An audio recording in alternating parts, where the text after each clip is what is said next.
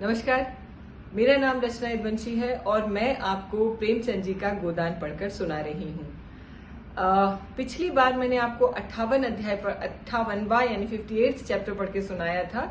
उसका सार मैं अगर आपको बताऊं ताकि आपको याद आ जाए कि आपको कहाँ से आगे सुनना है, तो उसमें आपने देखा था कि शहर के परिदृश्य का ताना बाना हमें प्रेमचंद जी सुना रहे थे। वहां पर महिलाओं की व्यायामशाला विमेन जिम की बात चल रही है और उसके लिए चंदा इकट्ठा किया जा रहा है। और जब विमेन जिम की बात चल रही थी तो आप जानते हैं कि प्रेमचंद जी ने जब भी शहरी परिदृश्य को गढ़ा है तो मिस्टर मेहता, मालती और खन्ना और राय साहब ये और जो महिला किरदार है उसमें मिस मालती को प्रेमचंद जी ने हमेशा केंद्र में रखा है। तो विमेन जिम की जब बात अब आजकल हो रही है तो उसमें मिस मालती एकदम केंद्र में है और वो सबसे चंदा ले रही हैं, सब दे रहे हैं। राय साहब ने दे दिया है, मिस्टर मेहता जो है उनका लेकर के आए थे उनकी पेशकश, और तब मिस्टर खन्ना ने नहीं दिया था। पिछले अध्याय 58वें अध्याय का जो रोचक प्रसंग था और जहां पे खत्म हुई थी सारी बातचीत, वो ये था कि मिस मालती और मिस्टर खन्ना का आमना सामना हो गया था और मिस्टर खन्ना को ये सफाई देनी पड़ गई थी कि उन्होंने चंदा क्यों नहीं दिया। और मिस मालती ने जिस तरीके के कटाक्ष और व्यंग और तंज करके जो तीर फेंके मिस्टर खन्ना की तरफ, ये कहते हुए कि आपने मुझे अपमानित किया है और मैं तो आपको हमेशा मित्र समझती थी और आपने चंदा न देकर के बहुत सारी चीजें स्पष्ट कर दी हैं। तो यहाँ पर इस प्रसंग में अगर आपने ध्यान से सुना होगा तो जो पुरुष प्रकृति है उसको प्रेमचंद जी ने बहुत ही महीन तरीके से लिखा है कि कहाँ तो वो इतना निराश थे और आक्रोशित थे मिस मालती के प्रति, और जब सामने आई और जब सामने सीधे उन्होंने लांछन लगा दिए और उन्हें लगभग डांट सा रही है मिस मालती, तो वो पानी पानी हुए जा रहे हैं और सफाइयां दे रहे हैं कि नहीं, उनका ऐसा कोई मनोभाव नहीं था। और वो हर लाइन के नीचे अगर आप बिटवीन द लाइंस पढ़ रहे हैं या सुन रहे हैं तो प्रेमचंद जी लिख रहे हैं कि मिस्टर खन्ना जो है अंदर से बहुत ग्लानि महसूस कर रहे हैं कि उन्होंने मिस मालती को नाराज कर दिया और चंदा नहीं दे करके उन्होंने काफी भारी भूल की है। तो इस तरीके के अपने एन्चांट के ट्रैप में मिस मालती ने, जिसको कहना चाहिए माधुर्य का जो जाल है, उसमें मालती जी ने फिर से फंसा लिया है मिस्टर खन्ना को। यहाँ पे खत्म किया था हमने 58वां अध्याय। 59th चैप्टर में हमें फिर गांव ले जा रहे हैं प्रेमचंद जी, जो मेरा प्रिय परिदृश्य होता है। मेरे ख्याल से आपका भी होता होगा, अगर है ऐसा तो कमेंट में टिप्पणियों में बताइएगा। 59th चैप्टर मिलते हैं फिर से गोबर और झुनिया से। गोबर और झुनिया के जाने के बाद घर सुनसान रहने लगा। धनिया को बार बार चुन्नू की याद आती रही। बच्चे की माँ तो झुनिया थी पर उसका पालन धनिया ही करती थी। वही उसे उपटन मलती थी, काजल लगाती, सुलाती और कामकाज से अवकाश मिलता तो उसे प्यार करती थी। वात्सल्य का यह नशा ही उसकी विपत्ति को भुलाता रहता था। उसका भूला भाला मक्खन सा मुंह देखकर वे अपनी सारी चिंताएं भूल जाती थी और स्नेहमय गर्व से उसका हृदय फूल उठता था। वह जीवन का आधार अब न था। उसका सूना खटोला देखकर वो रो उठती। वह कवच जो सारी चिंताओं और दुराशाओं से उसकी रक्षा करता था उससे छिन गया था। डाइन ने आकर उसका सोना सा घर मिट्टी में मिला दिया। गोबर ने कभी उसकी बात का जवाब नहीं दिया था। इसी राण ने उसे फोड़ा और वहां ले जाकर न जाने कौन कौन से नाच नचाएगी। यहाँ ही वह बच्चों की कौन सी बहुत परवाह करती थी। उसे तो अपनी मिस्सी, काजल, मांग चोटी से ही नहीं छुट्टी मिलती थी। बच्चे की देखभाल क्या करेगी? बेचारा अकेला जमीन पर पड़ा रोता होगा। एक दिन भी तो उसे सुख से रहने नहीं पाता। कभी खांसी, कभी दस्त, कभी कुछ ना कुछ लगा रहता था। यह सोच सोचकर झुनिया पर क्रोध आता था। गोबर के लिए अब भी उसके मन में वही ममता थी। इसी चुड़ैल ने उसे कुछ खिला पिलाकर अपने वश में कर लिया है। ऐसी मायावन न होती तो वह टोना ही कैसे करती। कोई बात न पूछता था। भौजाइयों की लातें खाती थी। यह भुग्गा मिल गया तो आज रानी हो गई। होरी ने चिढ़कर कहा, जब देखो तू झुनिया को ही दोष देती रहती है। यह नहीं समझती कि जब अपना सोना खोटा होता है तो सुनार का क्या दोष। गोबर उसे न ले जाता तो क्या वह अपने आप चली जाती। शहर का दाना पानी लगने से लौंडे की आंखें बदल गई हैं, ऐसा क्यों नहीं समझती हो। धनिया गरज उठी, अच्छा चुप रहो, तुम्ही ने राण को मूड़ पर चढ़ा रखा था, नहीं मैंने पहले ही दिन उसे झाड़ू मार के निकाल दिया होता। खलिहान में डांटें जमा हो गई थी। होरी बैलों को जुखर कर अनाज मारने जा रहा था।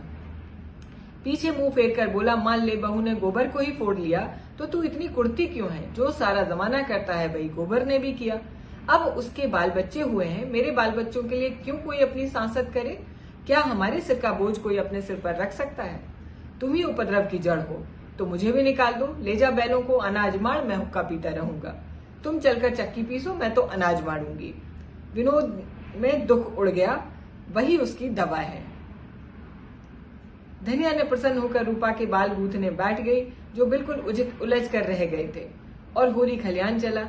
रसिक बसंत सुगंध और प्रमोद और जीवन की विभूति लुटा रहा था, दोनों हाथों से दिल खोलकर। कोयल आम की डालियों में छिपी छिपी अपनी रसीली मधुर आत्मस्पर्शी कूक से आशाओं को जगाती फिर रही थी। मछुए की डालियों पर मैनों की बारात सी लगी थी। नीम और सिरस और करौंदे अपनी महक में नशा सा घोल रहे थे। होरी आमों के बाग में पहुंचा तो वृक्षों के नीचे तारे से खिले थे। उसका व्यथित निराश मन भी इस व्यापक शोभा और स्फूर्ति में आकर गाने लगा। हिया जरत रहे दिन रैन, आम की डरिया कोयल बोले, तनिक न आवत चैन। सामने से दुलारी सगुआइन गुलाबी साड़ी पहने चली आ रही थी। पांव में मोटे चांदी के कड़े थे, गले में मोटी सोने की हंसली। चेहरा सूखा हुआ था पर दिल भरा हुआ था। एक समय था जब होरी खेत खलियान में उसे छेड़ा करता था। वह भाभी थी, होरी देवर था, इस नाते दोनों में खूब विनोद होता था। जब से साहजी मर गए, दुलारी ने घर से निकलना छोड़ दिया। सारे दिन दुकान पर बैठी रहती थी और वहीं से सारे गांव की खबर लगाती रहती थी। कहीं आपस में झगड़ा हो जाए, सहुआइन वहां बीच बचाव करने के लिए पहुंचती। आने रुपए सूद से कम पर रुपए उधार न देती थी, और यद्यपि सूद के लोभ में मूल भी हाथ से न आता था, तो रुपए लेता खाकर बैठ रहता, मगर उसके ब्याज का दर ज्यों का त्यों बना रहता। बेचारी कैसे वसूल करे? नालिश फरियाद करने से रही, थाना पुलिस करने से रही, केवल जीभ का बल था। मगर ज्यों-ज्यों उम्र के साथ साथ जीव की तेजी बढ़ती जाती थी, उसकी काट घटती जाती थी। अब उसकी गालियों पर लोग हंस देते थे और मजाक में कहते थे, क्या करोगी रुपए लेकर? साथ तो एक कौड़ी भी न ले जा पाओगी। गरीब को खिला पिलाकर जितना आशीष मिल सके ले लो, यही परलोक में काम आएगा। और दुलारी परलोक के नाम से जलती थी। होरी ने छेड़ा, आज तो भाभी तुम सचमुच जवान लग रही हो। सगुआइन ने मगन होकर बोली, आज मंगल का दिन है, नजर न लगा देना। इसी मारे मैं कुछ पहनती ओढ़ती नहीं। घर से निकली तो सभी घूरने लगते हैं, जैसे कभी कोई महरिया नहीं देखी। पटेश्वरी लाला की पुरानी बान अभी नहीं छूटी है। होरी ठिठक गया। बड़ा मनोरंजक प्रसंग छिड़ गया था। बैल आगे निकल गए। वह तो आजकल बड़े भगत हो गए हैं, देखते नहीं हो, हर पूर्णमासी को सत्यनारायण की कथा सुनते हैं और दोनों जून मंदिर में दर्शन करने जाते हैं। ऐसे लंपट जितने होते हैं सभी बूढ़े होकर भगत बन जाते हैं। कुकर्म का प्रायश्चित तो करना पड़ता है ना। पूछो, अब मैं तो बुढ़िया हो गई, मुझसे क्या हंसी? तुम अभी बुढ़िया कैसे हो गई भाभी? मुझे तो अब भी। अच्छा चुप ही रहना, नहीं तो 150 गाली दूंगी। लड़का परदेश कमाने लगा, एक दिन न्योता भी न खिलाया। सेहत मेत में भाभी बनाने को तैयार हो बस। मुझसे कसम ले लो भाभी, जो मैंने कभी उसकी कमाई का एक भी पैसा छुआ हो। न जाने क्या क्या लाया, कहाँ खर्च किया, मुझे कुछ नहीं पता। बस एक जोड़ा धोती और एक पगड़ी मेरे हाथ लगी। अच्छा कमाने तो लगा, आज नहीं कल घर संभालेगा ही। भगवान उसे खुश रखे। हमारे रुपए भी थोड़ा थोड़ा देते चलो, सूद तो बढ़ ही रहा है।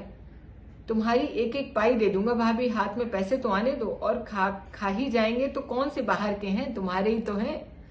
सोयान ऐसी विनोद भरी चापलूसियों से निरस्त्र हो जाती थी।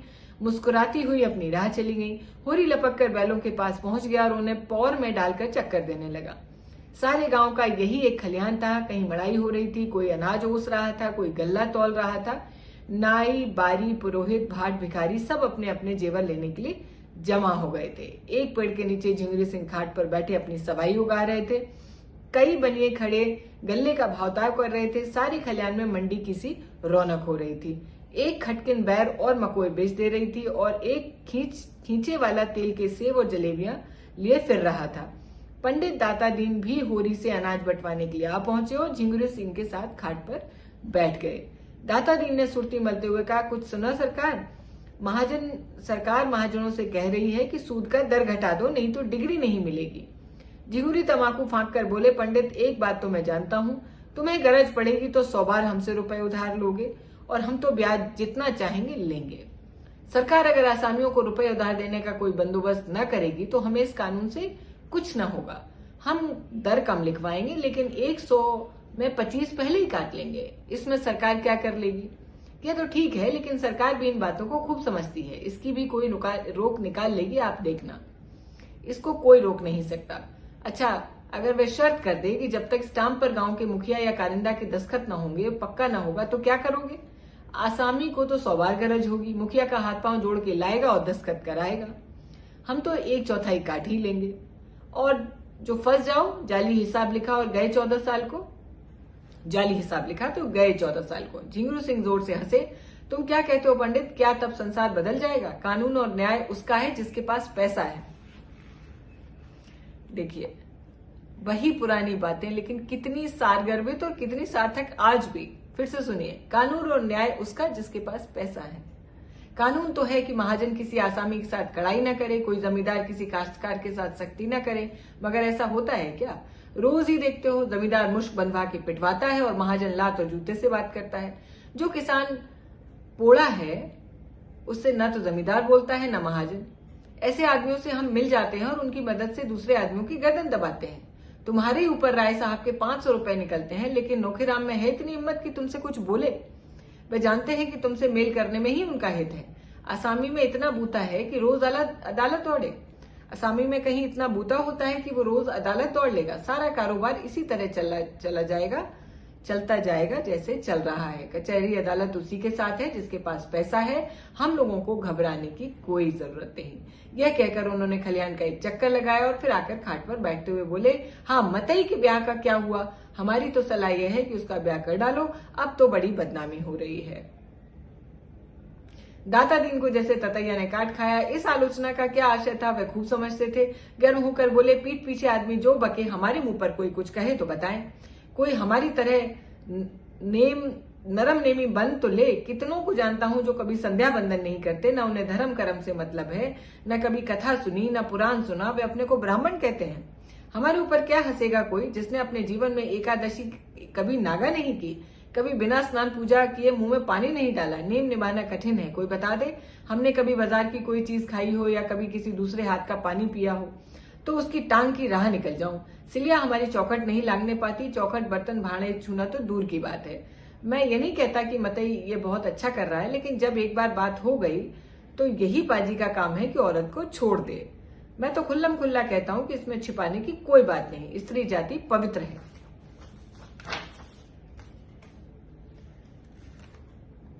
ये सिलसिला भी लंबा चलने वाला है। दाता दीन और झिंगुरू सिंह, और आप देख ही रहे हैं कि खेतों में प्रेमचंद जी ने पूरे अनाज के काटने का वक्त आ गया है और उस वक्त की रौनक का वर्णन किया है। और मैं देख पा रही हूं कि बहुत सारी वार्तालाप अब चलने वाले हैं। उसमें जो है दाता दीन, झिंगुरू सिंह और सहुआइन, सारे पात्र इकट्ठे हैं खेत खलियान में, और ये लंबा चलेगा सिलसिला। अगले हफ्ते मिलती हूँ आपसे 60वें अध्याय के लिए। तब तक बने रहिए प्रेमचंद जी के गोदान के साथ और रचना वंशी के साथ। नमस्कार, बहुत शुक्रिया।